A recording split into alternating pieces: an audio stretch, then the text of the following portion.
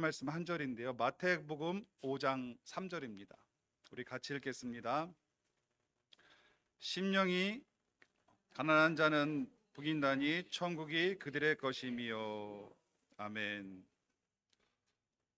천국은 두 가지가 있습니다.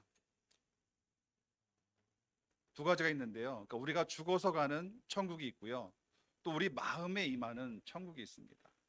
이것은 제가 엉뚱한 얘기가 아니라 성경에 나와 있는 얘기인데요.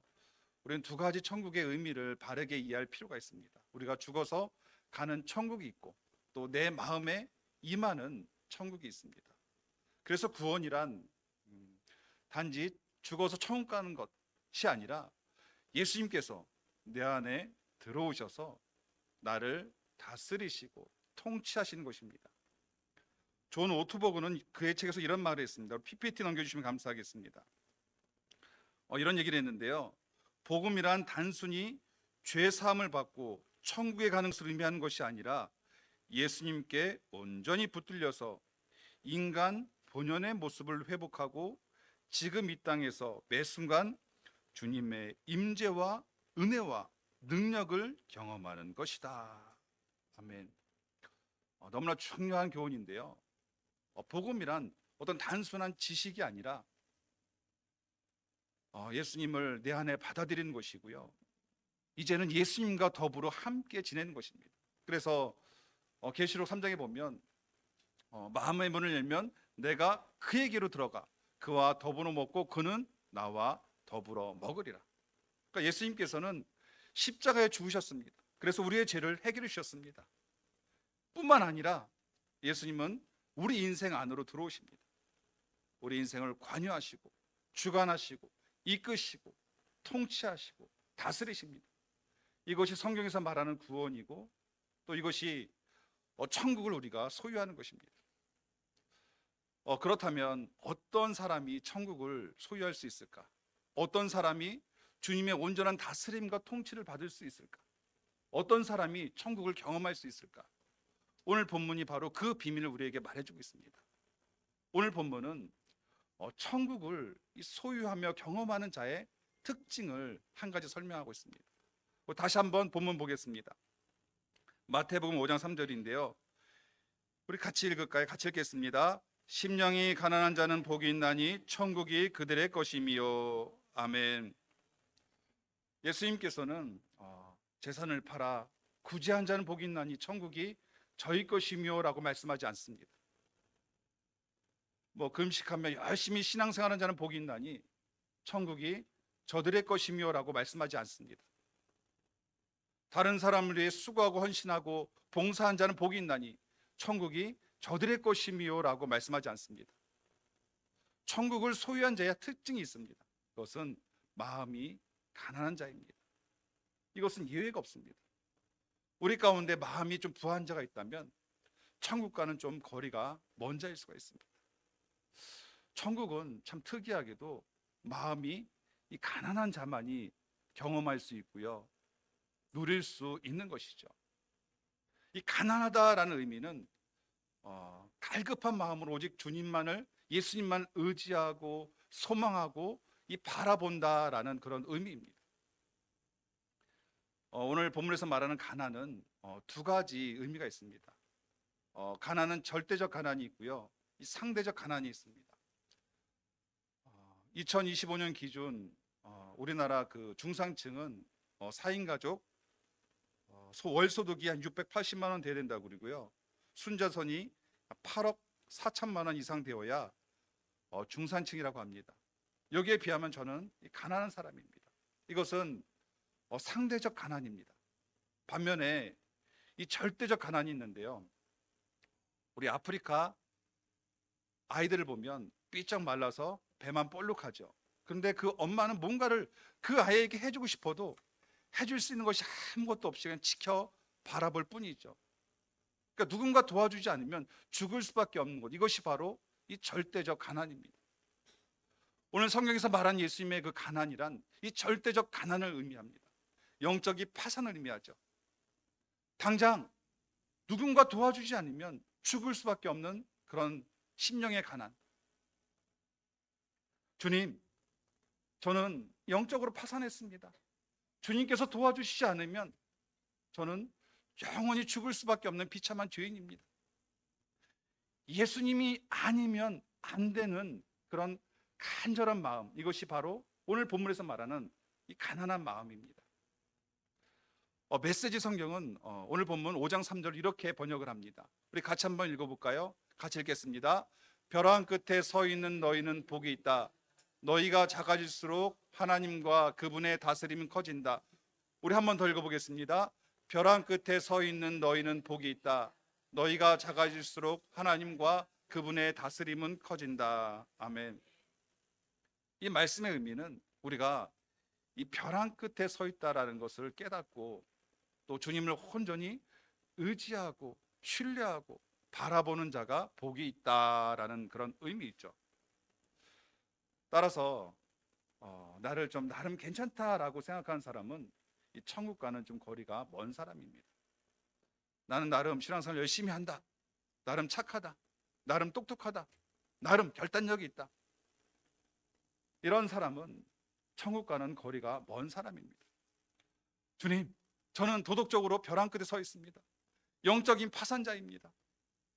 예수님의 도움이 아니고서는 저는 도무지 방법이 없는 그런 자입니다. 저는 죄인입니다. 이 사실을 인정하는 사람만이 천국을 소유하는 것입니다. 우리가 아까 인내하신 구세주여 찬양을 했는데요, 보면 인내하신 구세주여 내가 비오니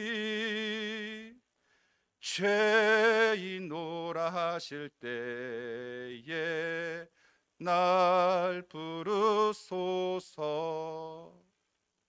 이 죄인오라 하실 때 날 부르십시오.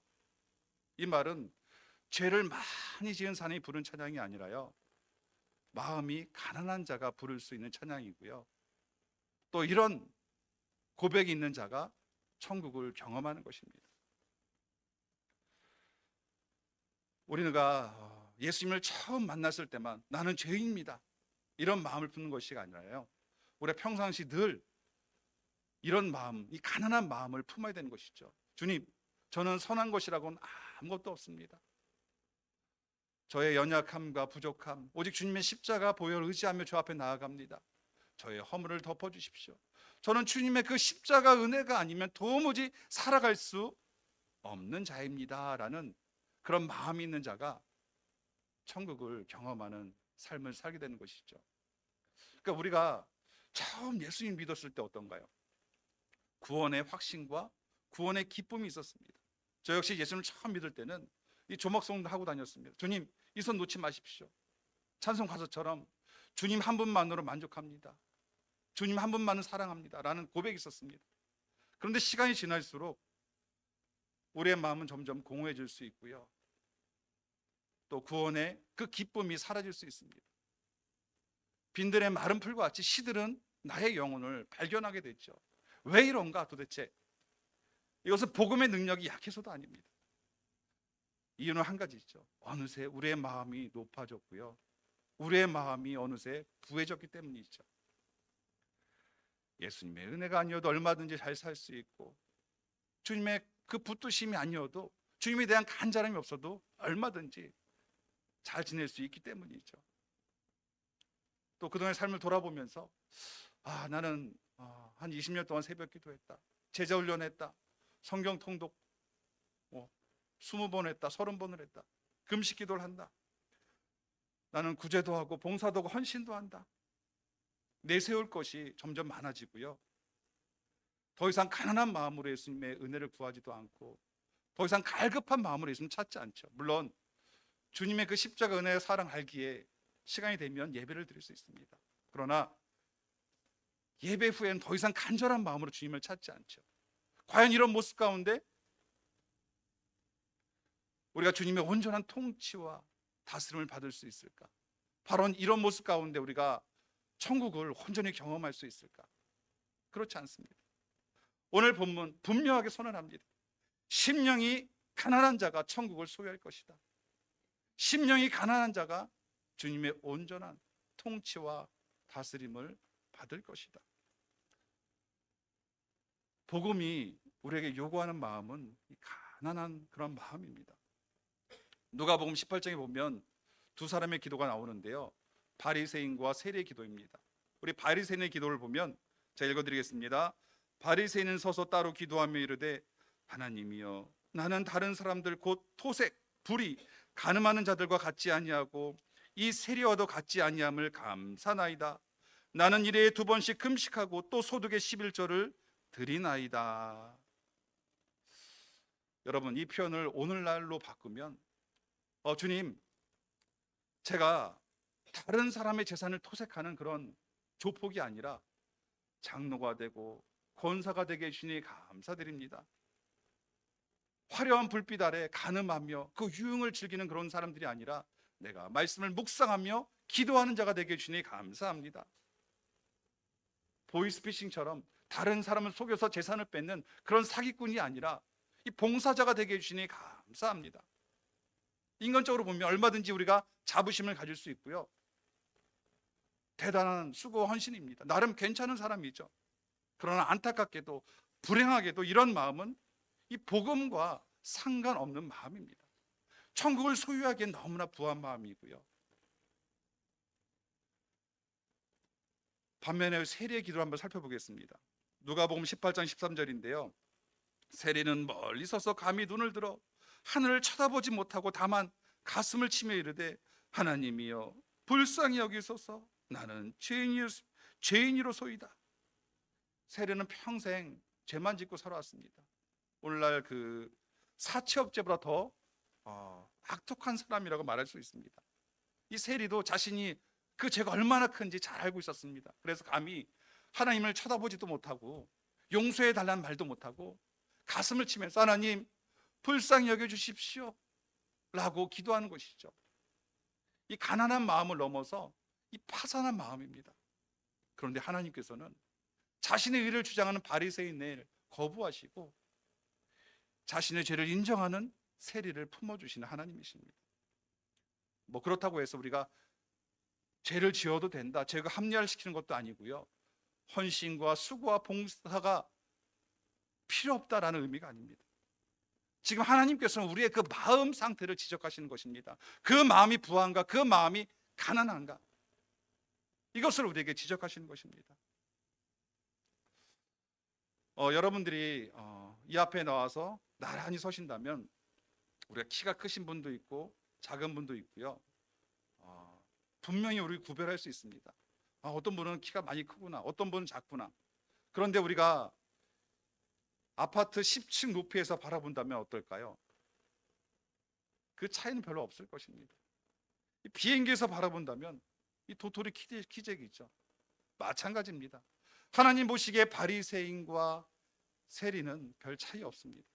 하나님 보시기에 매일 아침 기도하는 목사와 교도소에 수감되어 있는 범죄자와 별 차이 없습니다. 사기꾼이나 또 이렇게 신앙생활 잘하는 사람이나 하나님 보시기에는 별 차이 없습니다. 모두가 똑같이 죄인이고요, 제가 드리고 싶은 말씀은 우리의 의나 선행이나 이 모든 것을 하나님 앞에 내세울 수 없다라는 것입니다. 하나님은 우리의 마음 상태를 보십니다. 부한 자인가, 그 마음이 가난한 자인가. 그래서 사도 바울은 이런 고백을 하죠. 내가 죄인 중에 죄인이라, 나는 괴수라. 그 사도 바울이 자신은 죄인 중에 죄인이라고 말합니다. 왜냐하면 복음이란 나의 죄됨을 인정하고 예수 그리스도의 의로 덧입은 자만이 하나님의 인정을 받습니다. 그러니까 복음이 요구하는 마음은 가난한 마음입니다. 가난한 마음으로 주님을 바라볼 때, 신뢰할 때 천국을 경험할 수 있는 것이죠. 그래서 우리가 신앙생활을 하면 할수록, 신앙의 연수가 더해갈수록 우리의 마음은 가난해져야 합니다. 나의 부족함과 부패함과 연약함을 깨닫고, 그렇습니다, 주님, 제가 주님의 그 십자가밖에 의지할 게 없습니다 라는 고백이 우리 가운데 나와야 되는 것이죠. 우리에게 이런 마음이 없다면 처음에 세리와 같던 그 마음이 바리새인처럼 높아진 것이고요, 이 가난했던 그 마음이 나도 모르게 어느새 이 부한 마음으로 변화된 것이죠. 우리는 우리 자신을 점검해 봐야 합니다. 나는 주님 앞에 가난한 마음을 가졌는가? 이 부한 마음을 가졌는가?